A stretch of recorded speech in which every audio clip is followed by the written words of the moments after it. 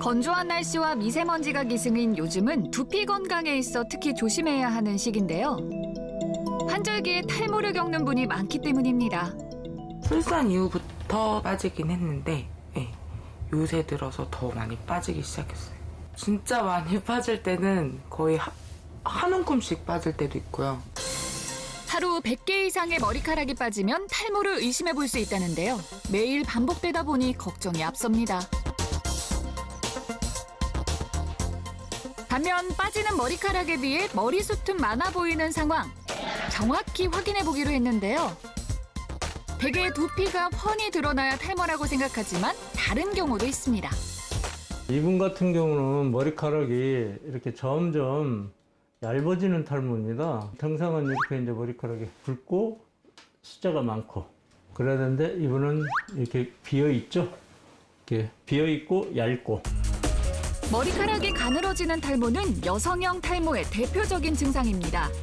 여자분 치고는 중등도 정도 탈모에 접해들어 있습니다. 티가 나지 않아 늦게 발견하는 경우가 많다는데요. 유전적 이유 외에도 주부의 경우처럼 출산 등으로 인한 호르몬 변화도 원인이 됩니다. 생활 습관 역시 중요합니다. 잘못된 습관은 두피의 건강을 악화시켜서 탈모를 또 일으킬 수 있기 때문에 신경을 쓰셔서 관리하시는 것이 좋겠습니다. 잘못된 습관이 탈모를 일으킨다? 하지만 여기저기 넘치는 정보 때문에 뭐가 맞는 말인지 헷갈리기 일쑤인데요. 틀린 정보로 머리카락을 잃을 순 없죠. 탈모에 관한 말. 탈모 전문가 세 분과 함께 팩트체크 해드립니다. 탈모가 고민인 분을 만났습니다. 1년 전부터 원형 탈모가 생겼다는데요. 그나마 지금은 좀 나아진 상태입니다. 예전에는 제가 원형 탈모가 되게 심했었어요.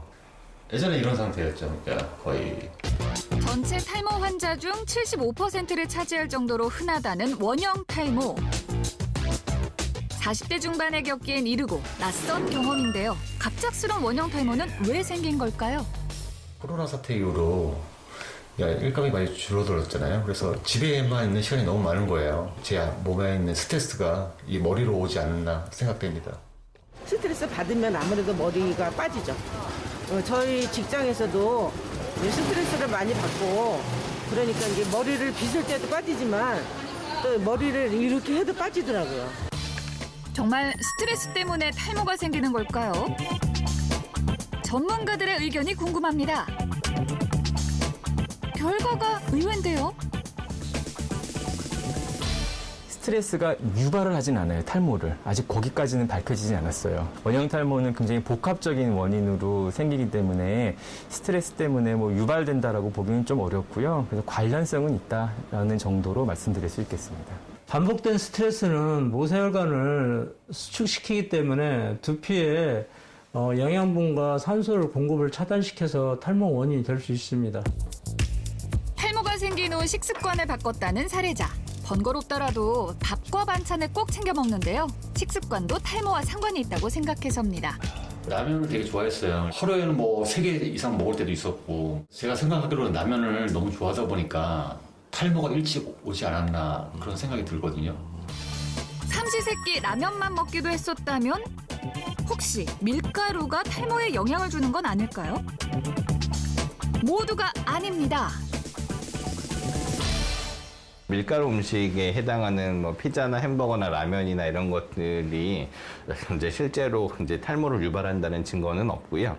다만 머리카락은 탄수화물, 지방, 단백질 중에서 주로 단백질로 구성이 되어져 있는데 이런 이제 한쪽에 편중된 밀가루 음식을 너무 많이 드시게 되면 이런 영양소의 불균형으로 인해서 이렇게 발생할 수는 있고 그렇지만 밀가루 음식 자체가 탈모를 더 유발한다는 근거는 아직 없습니다.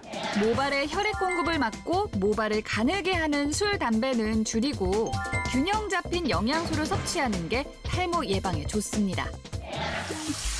그렇다면 이건 어떨까요? 남자들의 경우 머리 감을 때 쉽고 간단하게 비누를 사용하는 경우가 많은데요. 탈모에 좋다는 얘기도 있습니다. 한간에 비누로 감으면 탈모 예방에 효과가 있다고 그래가지고 호기심에 한번 사용을 계속 해봤죠. 일반 비누로 머리를 감는 게 탈모와 연관이 있을까요? 전문가의 의견이 궁금한데요. 모두가 아닙니다. 두피와 모발은 약 산성에 가깝습니다. 근데 비누는 알칼리 성분입니다. 우리 모발은 케라틴이라는 단백질을 주 성분인데요.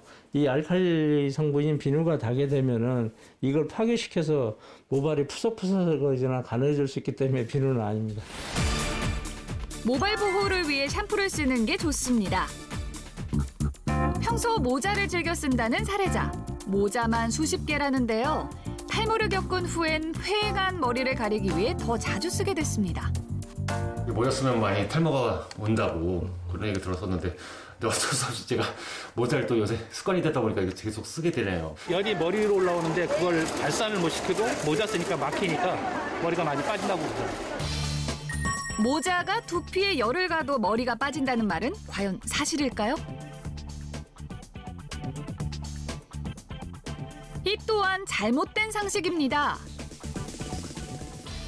현재까지 연구에 의하면 모자의 착용 유무는 탈모의 발생과는 연관이 없다는 것이 기본적인 연구고요. 다만 자외선 피폭량이 굉장히 높아졌을 때, 그럴 때는 야외 활동을 장기간 하시는 경우에는 이제 모자를 쓰시는 경우도 도움이 될 수가 있습니다.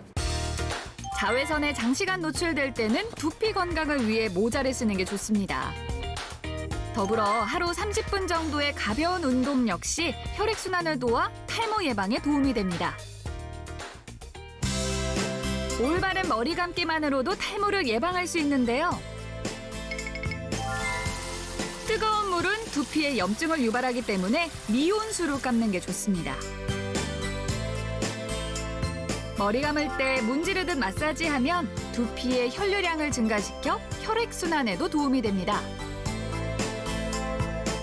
머리를 말릴 때는 찬바람으로 머리카락 손상을 예방하고 일정 거리를 유지해서 말려야 합니다. 일상 속 작은 습관이 모여 탈모를 예방하는 비법이 될 수 있습니다. 잘못된 탈모 상식은 바로잡고 올바른 습관을 실천해서 우리 모두 환절기 두피 건강 지킵시다.